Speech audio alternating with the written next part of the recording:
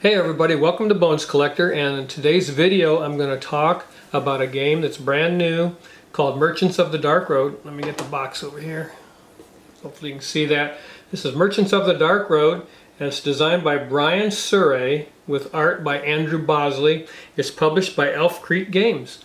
I backed this game on Kickstarter and just have had it for about a month, I think, and I've been watching some reviews on YouTube about what other people think of the game, and it's been pretty lukewarm reception, I would say. Not the type of reception that I would think would be something that you would say was the next best thing as far as a board game is concerned. I got it off the shelf and I had some reservations about playing the game because of the things that some of the big time reviewers were saying about it. However, when I got done playing the first time, I liked it very much. And after I played it the second, third, and fourth time, I liked it even more. So I really like this game, and I'm going to tell you why I like it in a minute. I'll cover a few things and talk about some of the things I don't like. Merchants of the Dark Road is a pick up and deliver game. So if you don't like pick up and deliver games, this might not be for you. I love pick up and deliver. Pick up and deliver games are games that force you to be very efficient when you're taking your turns and when you're making your strategies and doing the things in the game. So I really like that mechanic. It's one of my favorites. I love Oracle of Delphi by Stefan Feld and some other pick up and deliver games that really are enjoyable to me. The thing I probably dislike most about this game, and I'll go down a checklist here, are the square dice. I really dislike square dice. And whenever you roll them, they seem to just hit the table and slide rather than roll. I love sculpted dice, but the dice are engraved, so they're very nice. I just don't like them because they're square. Now, maybe they can do an expansion and make some nice sculpted dice for me. I would really like that. I don't like square dice. The icon on the player board, I'm going to show you one of the player boards right here, for illuminated dice only shows one die. I wish it would have said max 2 on that board, because we played the first game just putting one illuminated die there because we thought that's all you could have. You can have 2 illuminated dice on your player board. And I'll talk about these player boards in a minute, but I just wanted to show you that.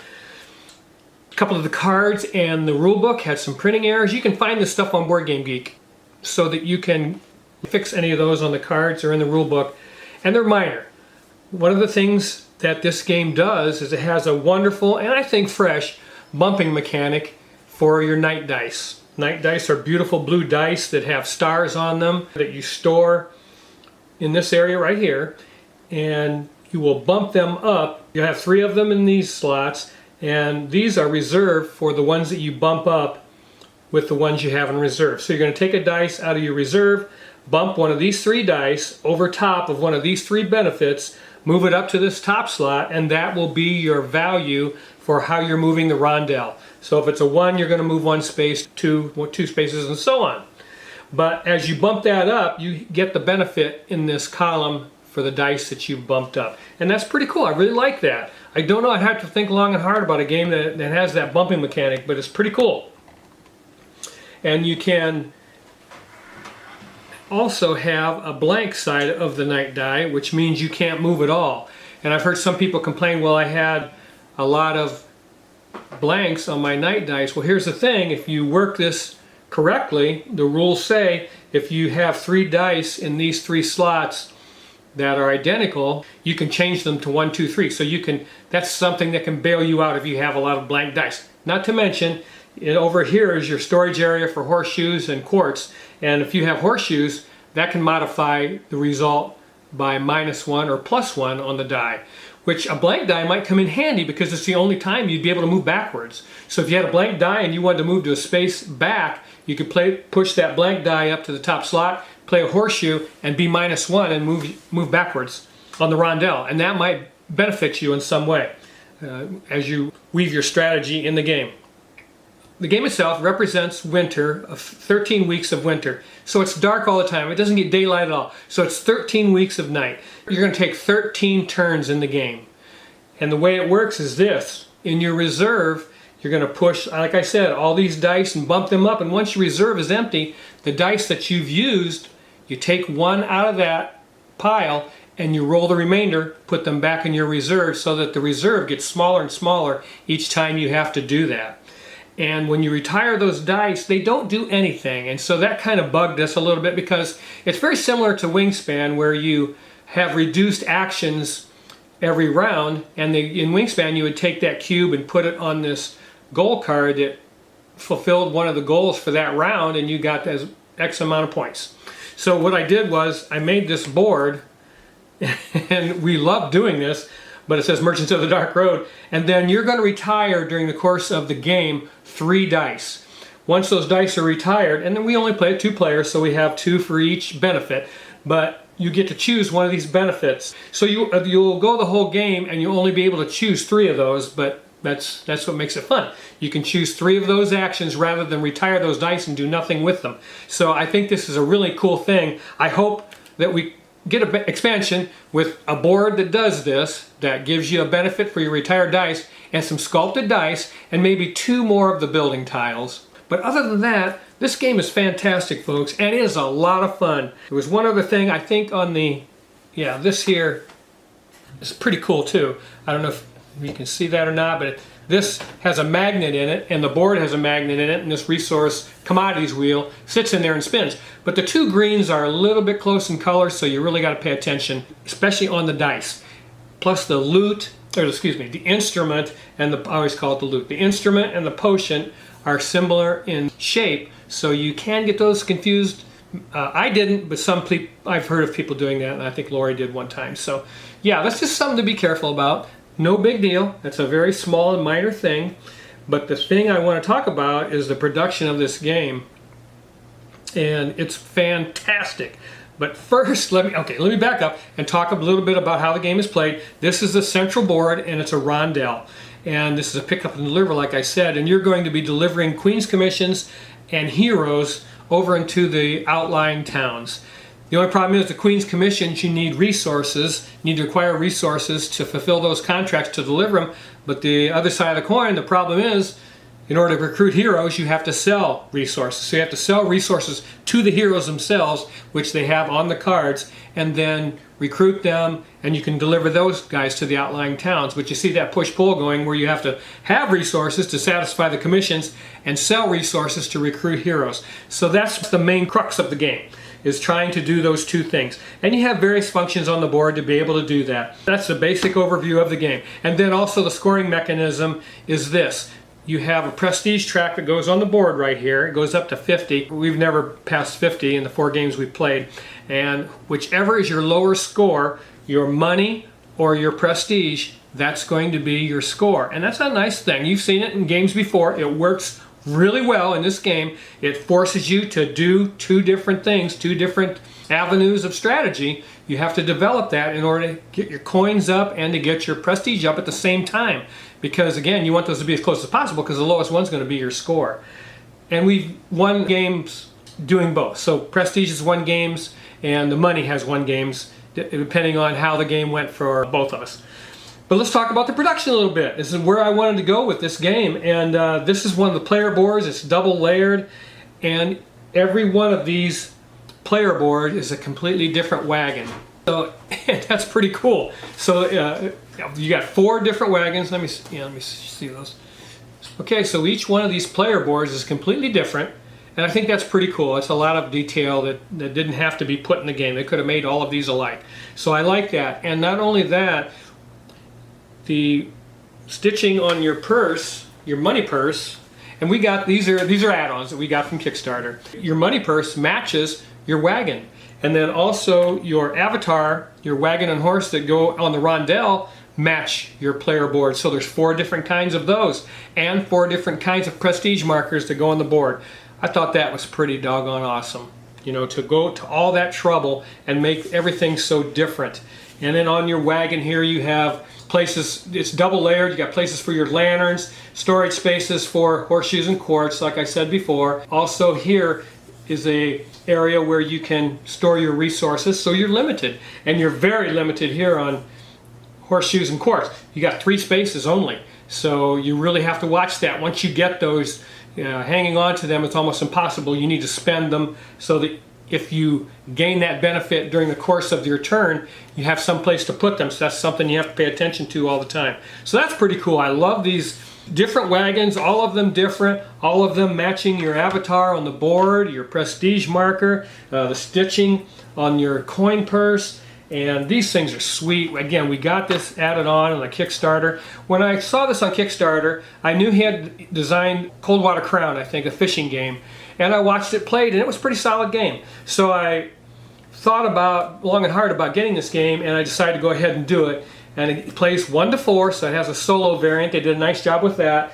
And then, again, the production of this game is just indescribable. And it comes with an insert, a couple of different trays so that you can pull these out and set the game up and play it without too much trouble. Yeah. Has these trays that come out of the box, and that's pretty cool. I really like that. And that's the bottom of the box there, Merchants of the Dark Road. And the nice thing about this is also it's the same size as a regular game box. It's a little thicker, but I like that. They were able to really do a nice job. I mean, I'm just blown away. When I played this game, I had a great time playing it. I'm not gonna lie to you. And this game was pricey off Kickstarter. We paid $140. And I usually don't pay that much for a game, but I'm glad I did. They did just an absolutely phenomenal job with the production of this game. And one of the other add-ons in this game was the money. And one of the reasons why I wanted to get the money, and once I saw the coins they were using in this game, I just had to have it. And I want to show them to you. Man, these things are just absolutely the bee's knees. They're thick money tokens. They're oddly shaped. This is a $10 token. You can see the weird shape of that. It has a person with a crown on it there, and you have a $5 token there, and these are the ones. So that's the coins. And once you save these in your money purse, you know, they're secret from other players because you're trying to get your money and your prestige to go up at the same time. But man, you feel like a real merchant on the dark road with this thing. It's absolutely incredible. It has these silver tips on the drawstrings on this money purse. They're felt with a silk lining in there, so that's pretty cool. The card stock is just wonderful. All of the dice are wonderful, except they're not sculpted, so that drives me batty. Let's see. You get these big chunky quartz that you're going to use to trigger benefits on companion cards, and then you have lanterns that you have to spend to actually go on the dark road or take a shortcut when you're delivering over here in the outlying towns. And it's just a phenomenal game. I have a great time playing it. I enjoyed it so much more than I thought I would. Just listening to other people, and I don't know what they have a problem with. I mean, I tried to listen to the things they were talking about, and I really didn't seem to me to be that much of a problem. I enjoyed it. The art in the game, when I first saw it, I wasn't too crazy about because it's kind of a, I don't know what you call it, what style that is, but it's not real defined lines. It's kind of a blurry type of style. And once I started playing it though, I kind of got into that mood. So I thought, well, that art is pretty cool. I really, really enjoyed the art, got used to it, and had a fun time. I don't know, I just wanted to get on here and just make a brief video telling you that I feel you can buy this game with confidence that you'll have a good time. It's very immersive because of the production, and the story of the game itself is in the cards. I really don't like that in board games where I have to read a separate book about the story they're trying to tell in a board game. I don't like story-driven games per se. But this one, and by Brian designed this so that the story itself was in the cards. So that if you were playing this game and you're going to take a trip down the dark road and you grab one of these dark road cards and just read it. Take the time to read it and enjoy the art on the card. This one says, Armed Scout. That's the name of the card. It's helpful to know what might lie along the road before you even set out. So, I mean, it's things like that make you feel a little creepy. I mean, and you are reading these as you go through the game, and that's a lot of fun. Take the time to do that when you select cards and read them, and then you have all these companion cards that you can get when you're taking the dark road, and these benefits you get, like I showed you with the chunky quartz. You put one on top of here, and you take that benefit. You put one on top of there, and you take that benefit. So that's pretty cool. And then on your wagons, you have each wagon's pulled by a different steed, so it has asymmetric, player powers, because each one of these steeds has a different starting benefit. Like this one says, when you deliver a commission, you also gain 1 quartz for each upgraded good. Because you can upgrade the goods that you get, and they're worth more to sell, and they're worth more to deliver. So that's pretty cool. I guess I'm not going to get too much more into the gameplay and so forth, but I tell you, I had a fun time. Oh yeah, these are the deed cards. Oh, what the heck? These are the deed cards. Deed cards are cards you can get that have goals on them for the end of the game. And I mean, you need these to do well in this game because you may get caught with too much money and you're thinking, oh my gosh, I got to get my prestige up. I'm only on 20 and I'm looking through my purse and I've got like 40 coins. You know, $40 worth of coins, so you need to go get to work and do things to get you prestige, but deed cards may help you do that. And then also, these are the night dice, and they're pretty sweet. I really like this, the color, because they're blue, they're called night dice. They have a value of 1, 2, 3, and 4 on them, and a blank. So it must have 2 ones. Yeah, it has 2 ones, a solid one and a hollow one, and those do different benefits when you're acquiring goods on your player board, and then it has a blank on them too. So that's pretty cool.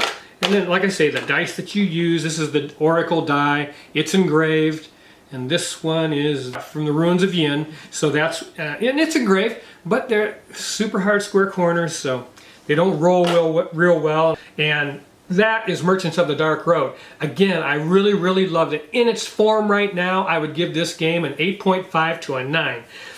It's not revolutionary as far as mechanics are concerned. There are mechanics that have been used before, but the dice bumping feels fresh, and the theme is very immersive. The production is off the hook, and that all added together makes an outstanding gaming experience. I love Merchants of the Dark Road. I wanted to tell you about it, and I think that's it. I love every one of you. Have a great day. Have fun gaming, and yeah, keep on board gaming. It's the best hobby on the planet, and I will see you the next time on The Bones Collector. Bye.